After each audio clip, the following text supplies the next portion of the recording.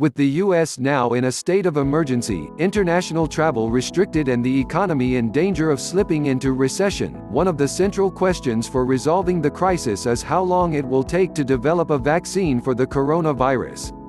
There will be a vaccine.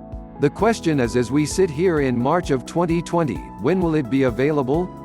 Jonathan D. Moreno, a professor of medical ethics and health policy at the University of Pennsylvania, told Yahoo News in an interview, "The best we can say is that hopefully, by sometime in early 2021, there will be a vaccine available, maybe a little earlier given the advances in our technology.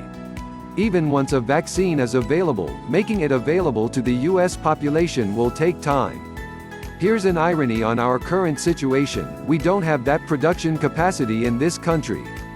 Where is it? It's mostly in China," said Moreno. "So we are going to be getting millions and millions, we hope, of doses of vaccine from China in the next 8 or 10 or 12 months, as soon as we have the formula of the vaccine."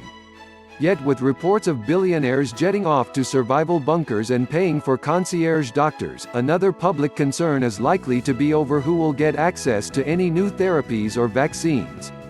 We have to be very careful about reassuring the public that the dissemination of the vaccines, when these vaccine doses are available, is done fairly and that nobody is unfairly advantaged because they have the money or because they have the power to get access to them, said Moreno, who is the co-author of the recent book, Everybody Wants to Go to Heaven But Nobody Wants to Die. Even now, Moreno mentioned that members of Congress were able to get tested at a time when testing kits are in short supply. That is probably not a good thing because they were not, as far as we can tell, they were not symptomatic, he said, and frankly, it's entirely possible that the tests that those people got are taking tests, at least theoretically, away from people who are symptomatic and are more vulnerable than they were. Once the vaccine is available, the priority should be first responders and healthcare professionals. They absolutely have to be protected, Moreno said. Not only because we need them to take care of us, but also because we need them to come to work. We need them to feel safe. We need them to feel that they're not taking it home to their families.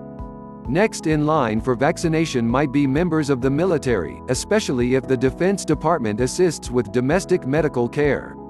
I wouldn't be surprised if the Defense Department starts standing up hospitals and clinics, the way that was done in Liberia in 2014 in the outbreak of Ebola. Yet with the vaccine still perhaps a year away, the challenge, said Moreno, is getting people to limit the spread of the virus, just as previous generations had to do with illnesses such as polio before a vaccine became available. That was in 1955. We just don't have a memory of this anymore in this country, he said.